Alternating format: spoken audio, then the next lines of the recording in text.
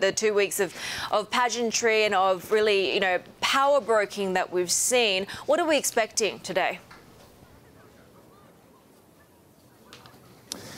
Yeah, Heidi, as you say, President Xi is expected to take to the stage at any moment, really, to address the almost 3,000 delegates gathering behind me in the Great Hall of the People after 2.5 weeks, almost 2.5 weeks of meetings here, almost a marathon run for this annual parliamentary gathering.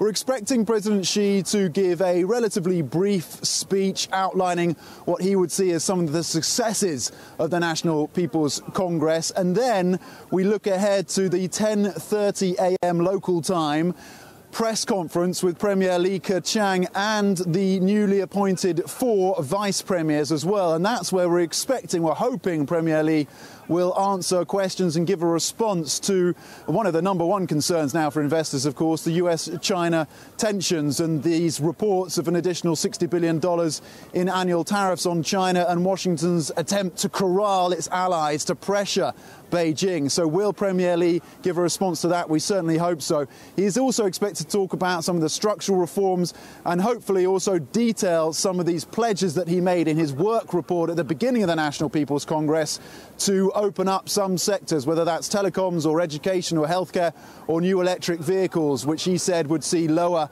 subsidies. So those are some areas we're hoping that our journalistic colleagues will press him on to get a few more details and timeframes as to when these reforms will be implemented.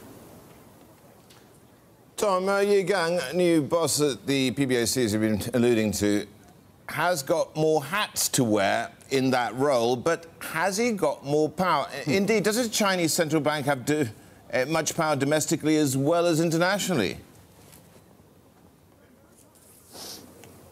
Well, the central bank certainly has a decent amount of clout if you take into consideration its balance sheet, which is about $5.7 trillion worth of assets, larger than any other major central bank. And if you take into consideration that the PBOC is now playing a role not just domestically in looking at interest rates, for example, or keeping a cap on the debt pile, but also more broadly internationally as well. It has been already playing a more assertive role, whether that's underpinning the Belt and Road Initiative, whether it's supporting China's development bank, which has its own balance sheet of about $2.3 trillion US. So there are those domestic reforms, but also the international push as well to see the yuan used more widely in the global economy. And of course, the PBOC has holdings of about $1.2 trillion worth of US treasuries, which could potentially be used as leverage against Washington. So that's something to bear in mind.